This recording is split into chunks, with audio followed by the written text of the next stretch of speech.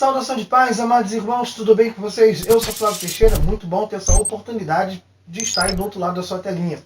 Enfim, chegamos aí na nossa 8ª lição da revista Betel para adultos. Trimestre este, o comentarista é o bispo Abner Ferreira, pastor presidente de todas as Assembleias de Deus no estado do Rio de Janeiro. E essa lição vai cair em quase todas as Assembleias de Deus do Ministério Madureira no dia 21 de fevereiro. Torno a repetir, quase todas, pelo simples motivo que nem todos dão a lição no domingo. Tem igreja que dá a lição no culto de ensino, outros separam um dia da semana reservado, ou até mesmo no sábado. Mas enfim, o tema da lição é o desafio da criação dos filhos.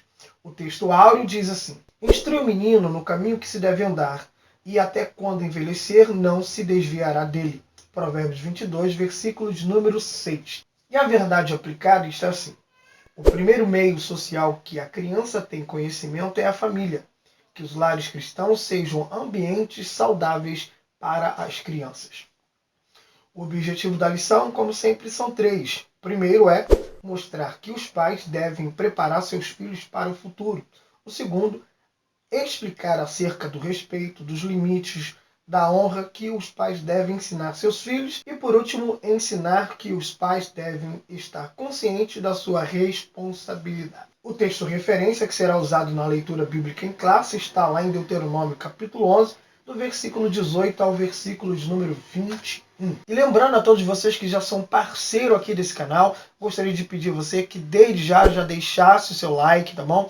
Não esqueça aí de pegar o seu caderno, sua caneta para suas anotações. E também não se esqueça de deixar aí um comentário no meio, no final do vídeo, ou até mesmo aqui no início, dizendo que você já estava aguardando. Gostaria também de você que está assistindo esse vídeo pela primeira vez e não é inscrito no canal, que você se inscrevesse no canal, ativasse o sininho e continuasse recebendo as notificações para vídeos novos. Lembrando que o compartilhamento desse vídeo com seus amigos é muito importante, pois ajuda no crescimento deste canal, tá bom? Que Deus em Cristo te abençoe. Então vamos para a introdução.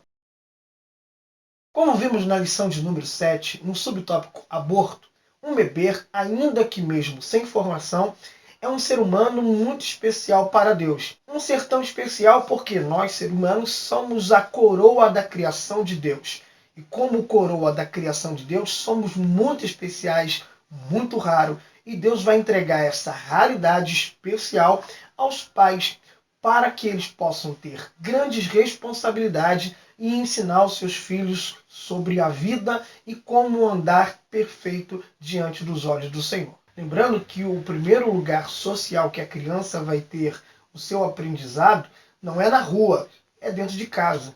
Logo, os ensinamentos que a criança irá absorver será com seus pais. Por isso, esta lição é muito relevante para as nossas vidas. Primeiro tópico da lição: filhos, herança do Senhor. Os filhos são uma grande riqueza pela qual nós não devemos cansar de dar graças a Deus. Pode até acontecer com que, por algumas vezes, nos dê algumas preocupações, nos façam chorar. Mas o que é isso comparado à bem-aventurança de ter filhos? Como a gente bem percebe na Escritura Sagrada, principalmente no Antigo Testamento, quando a pessoa era infértil, ela se sentia incapaz de produzir, incapaz de gerar. Logo, ela se sentia tão incapaz, tão inútil, que ela se sentia uma pessoa tão amaldiçoada. E por isso que a gente vai ver aí uma das grandes aflições dentro da casa de Eucana, lá no primeiro livro de Samuel, quando sua esposa Ana tem um grande conflito com uma rival chamada Penina, porque essa rival a irritava excessivamente ao ponto de provocar que, trazendo a memória na mente de Ana, que ela era alguém incapaz, alguém que nasceu não para ter resultado, alguém que nasceu para ser amaldiçoado. E por isso, quando nós recebemos essa herança do Senhor, devemos receber do Senhor como uma herança valiosa, na qual devemos investir trabalho, amor e vida. Só assim essa herança poderá estar preparada para receber todas as bênçãos dos céus. E só cabe somente aos pais ensinar os filhos todo o caminho reto segundo a palavra do Senhor, como vemos lá em Deuteronômio, capítulo de número 6, versículos 6 e 9. Lembrando que a responsabilidade de educar e de ensinar o filho não é do governo, não é do professor da escola. Esse trabalho e essa responsabilidade é totalmente dos pais. Primeiro subtópico: filhos são dádivas divinas. Em Isaías capítulo 65, versículo de número 23, o profeta Isaías libera uma palavra profética do Senhor para nossas vidas, dizendo que os pais não terão filhos para perturbação, porque esses filhos, na verdade, são herança bendita do Senhor. E da mesma maneira que o Senhor cuidou dos pais, ele vai cuidar das suas descendências. Ou seja, Deus está alertando o povo, dizendo que da mesma maneira que cuidou dos pais, através da sua palavra, não se ausentando, mas sim ensinando, corrigindo, direcionando até o lugar da vitória, ao lugar da conquista, os pais farão as mesmas coisas com os vossos filhos, da mesma maneira que Deus fez com ele, pois Deus é pai. Como pai, ele soube educar, direcionar os vossos filhos através da sua palavra, que é a Escritura Sagrada. E como vemos nessa declaração profética de Isaías, filhos são a herança do Senhor entregue aos pais, cuja consciência precisa ser lembrada que nós somos mordomos daquilo que Deus nos entregou. Nós apenas administramos e um dia teremos que prestar conta desta administração. Ou seja, os filhos não são dos pais, mas os pais são os administradores da herança de Deus. E por isso que ter filhos abençoados é a responsabilidade das decisões dos pais, mesmo antes dos filhos nascerem, como vemos em Deuteronômio capítulo 30, versículo 19, que diz que é preciso saber escolher entre o bem e o mal, entre a vida e a morte. E essa decisão não será Deus que fará conosco, mas Ele vai sempre dar uma orientação. Ele sempre trará uma luz para que possamos chegar sempre no final do túnel. E por isso que no versículo 19, ele declara dizendo: escolhe, pois, a vida. E ele ainda explica qual o motivo de escolher a bênção e transmitir essa bênção. O porquê devemos escolher a vida e transmitir essa vida. Lembrando que a Bíblia sempre aponta para Cristo. Ele é a vida, ele é a ressurreição. Logo, Deus está nos orientando e dizendo: escolhe a vida, escolha Cristo, escolha estar debaixo do caminho do Senhor, para que viva tu e a sua descendência. Ou seja, as suas decisões de hoje alcançarão seus filhos amanhã.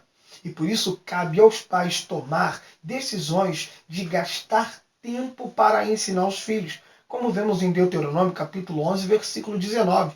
Se você for partindo ali cada pedaço desse versículo, você verá que Deus está dizendo: gaste tempo, esteja presente para educar o seu filho, esteja sempre com ele.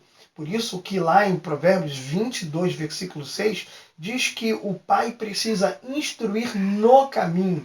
Eles têm que estar presente com o filho, ensinando a ele as melhores decisões. Por isso que criar e educar filhos é uma responsabilidade muito grande. Responsabilidade esta que não foi dada, como disse, ao governo e muito menos aos professores da escola, mas sim aos pais. E aí no subtópico 2 diz: filhos são flechas nas mãos dos pais.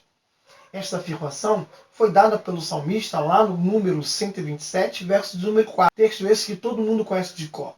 Que filhos são como flechas na aljava do valente ou do guerreiro. E aí eu te pergunto, se filhos são flechas, quantas flechas você tem em casa? Logo, eu também entendo que se os filhos são as flechas e os pais são os guerreiros, quem domina a flecha não é a própria flecha. São os guerreiros que direcionam o alvo a qual as flechas irão alcançar. Não as flechas que se mandam por si só. E dar direção à flecha não significa que os pais devem obrigar seus filhos a seguirem o seu caminho, que eles um dia fracassaram, querendo ver nos seus filhos a realização dos seus sonhos, que eles tanto tiveram desde a infância, mas não conseguiram alcançar. E aí eles vão querer investir no filho, não para que o filho viva os seus propósitos, mas que os filhos vivam seus sonhos. E por isso os pais precisam ter a consciência de que eles ensinam no caminho a melhor forma de os filhos alcançarem os seus propósitos e não os propósitos do pai. E por isso, os pais não podem ter a mentalidade que eles são donos desses tesouros, pois afinal, eles são só administradores e têm que apontar aquilo que é melhor, ajudando o filho a realizar os seus próprios propósitos. E aí a gente tem que ter essa consciência que pais não têm filhos para si. Pais não têm filho para eles serem dono. Os pais criam filhos para um mundo e para outros. Como diz Gênesis capítulo 2, versículo 24, os filhos são criados para um dia ir embora. Deixará o homem e a mulher, seu pai e sua mãe. Terceiro subtópico.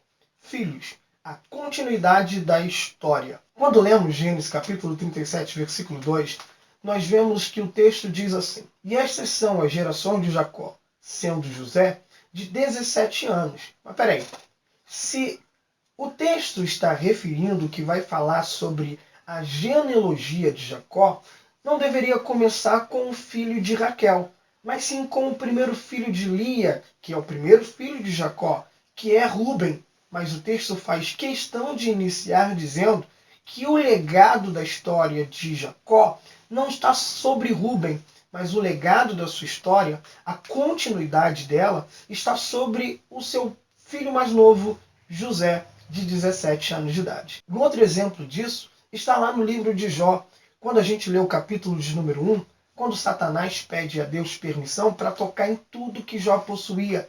E a última coisa, depois de tocar nos bens de Jó, que Satanás toca, pela permissão de Deus, é nos filhos. A intenção ali são duas. A primeira coisa que Satanás está tentando ali é tentar tocar em Jó, ferindo os filhos.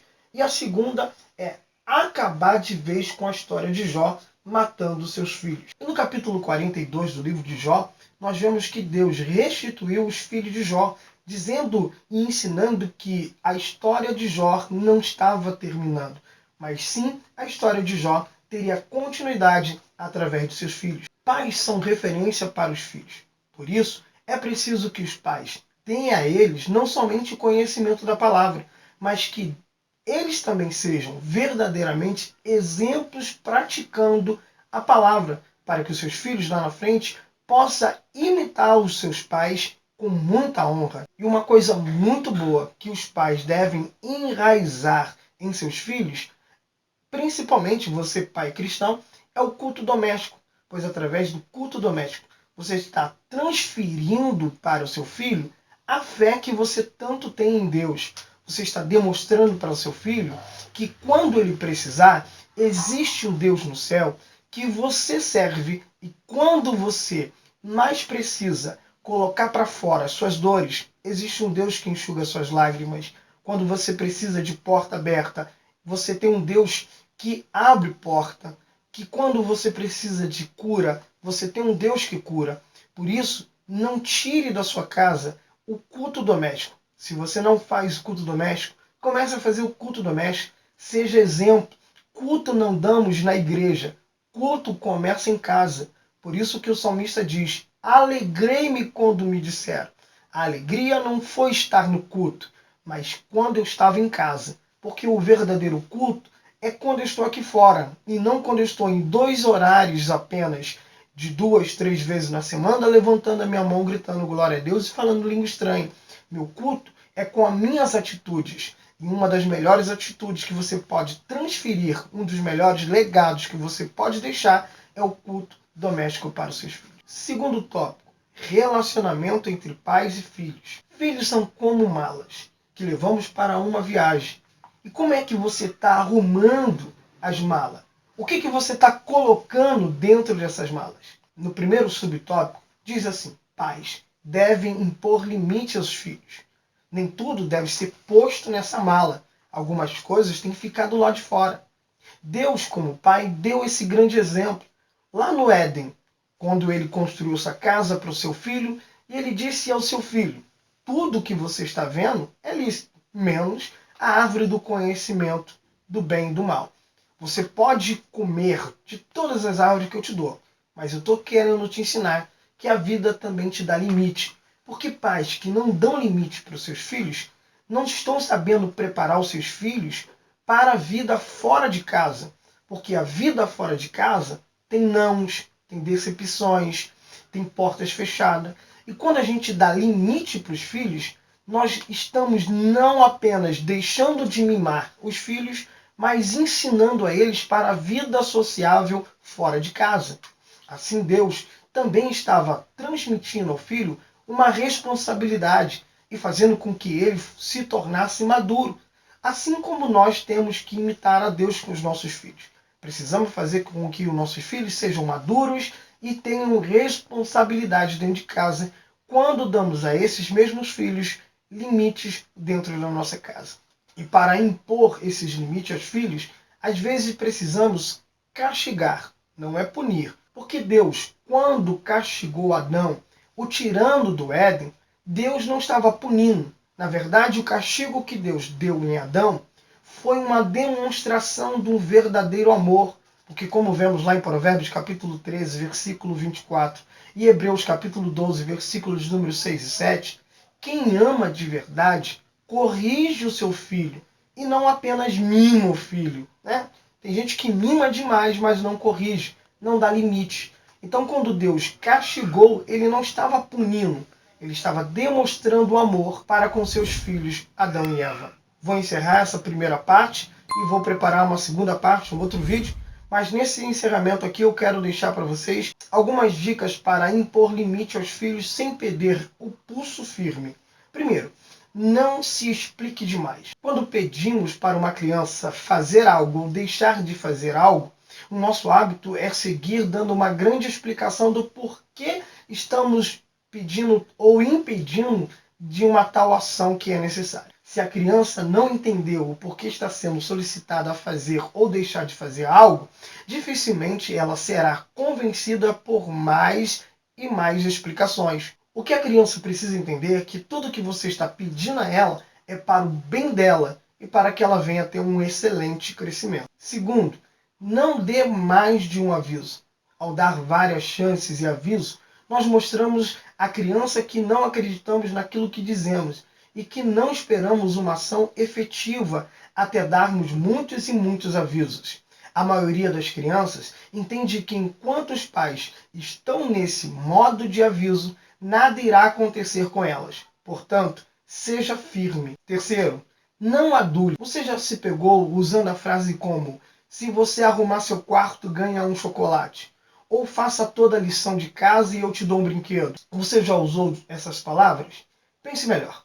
Quando os adultos se esforçam adulando e cogitando as crianças para que elas façam o que devem, isso significa que só os pais estão fazendo o trabalho duro, enquanto os filhos esperam uma recompensa convincente o bastante para encorajá-las a começar uma tarefa que não é mais que uma obrigação delas. As crianças devem ser acostumadas a agir dentro de um senso de obrigação. Se o único jeito de conseguir fazer com que as crianças faz o que mandamos e oferecendo algo, nós deixamos vulneráveis a ter que pensar em maiores e melhores mimos com o tempo. Além disso, essa ação dá a nossas crianças a permissão de perguntar: o que você me dará se eu fizer isso? E se não é um bom hábito, para que encorajar a criança oferecendo ela um suborno? Sétimo, pensa uma única vez.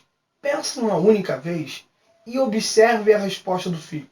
Isso dará a eles uma informação importante. Quando as crianças se negam a fazer o que foi pedido, elas usualmente expressam uma das três formas a seguir: tristeza, irritação ou distanciamento. A tristeza é simbolizada por chateação. Elas parecem ofendidas e dizem: por que eu? Já a irritação manifesta em confronto. Eles discutem e acusam você de ser injusto com eles. E o distanciamento é caracterizado por indiferença. Eles ignoram você, olham para o outro lado e continuam o que estão fazendo. Tudo isso significa que a criança não fará aquilo que te pediu. Aí vem a oitava dica. Diga de maneira enérgica. Vá até o seu filho. Uma vez que aparecemos perto da criança, ela sabe que isso significa que ela terá que fazer o que foi pedido. Você não precisa berrar. Basta você falar baixo, com a educação do seu filho, e ele entenderá que o controle tanto da voz como da situação é todo seu. Porém, fixe o seu olhar bem no olhar da criança, para entender que um olhar fala muito bem. Lembra dos seus pais que sempre diziam assim: quando chegar em casa a gente conversa.